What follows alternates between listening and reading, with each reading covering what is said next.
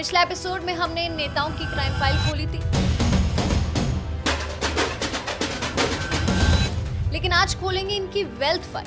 आज बात होगी राजस्थान के इन 5 बड़े चेहरों की। सचिन पायलट, डॉक्टर किरोड़ी लाल मीणा, राजकुमार रोत, हनुमान बेनीवाल और रविंद्र सिंह भाटी। आज हम आपको बताएंगे कि आखिर इनमें से कौन है करोड़पति और किसके पास है सबसे कम घोषित संपत्ति। क्या इनकी सादगी सिर्फ दिखावा है या वाकई इनके बैंक खाते में आम जनता जैसा बैंक बैलेंस है। तो चलिए शुरू करते हैं।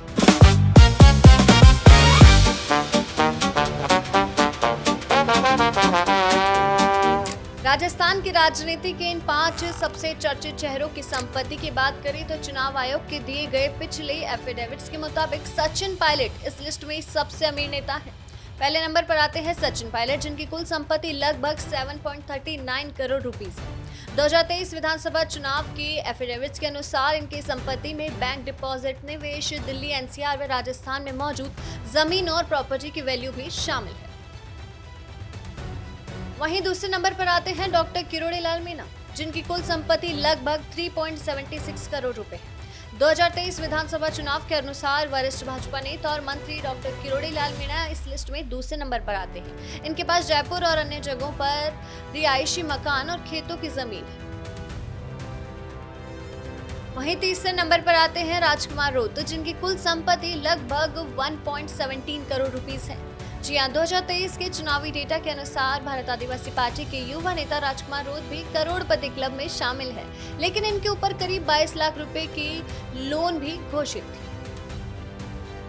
वहीं चौथे नंबर पर है हनुमान बेनीवाल, जिनकी कुल संपत्ति लगभग 81 लाख रुपीस है। 2024 लोकसभा चुनाव के हलफनामों के अनुसार खास बात यह है कि राष्ट्रीय लोकतांत्रिक पार्टी के सुप्रीमो हनुमान बेनीवाल की घोषित संपत्ति 1 करोड़ रुपए से कम है। इनके आय का मुख्य जरिया खेती और विधायक सांसद के रूप में मिलने वाला वेतन ही है। वहीं 5वें नंबर पर है रविंद्र सिंह भाटी, जिनकी कुल संपत्ति लगभग 22 से 27 लाख रुपए है। 2023 विधानसभा चुनाव के डेटा के अनुसार शिव विधायक रविंद्र सिंह भाटी इस लिस्ट में सबसे कम घोषित संपत्ति वाले नेता हैं। इनके पास कोई बड़ी अचल संपत्ति यानी जमीन या मकान चुनावी हलफनामों में दर्ज नहीं की गई है। ज्यादातर हिस्सा बैंक बैलेंस और पत्नी के गहनों के रूप में ही बताया गया है।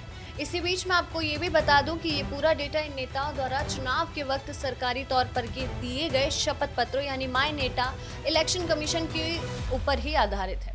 समय के साथ जमीनी की बाजारी कीमत बदलने और इसमें थोड़ा बदलाव हो सकता है। तो ये थे राजस्थान की सियासत के इन 5 बड़े चेहरों का पूरा वेल्थ डाटा, यानी जो नेता जनता के बीच जितना साधारण दिखता है, उनके हलफनामे कुछ और ही कहानी बयां करते हैं।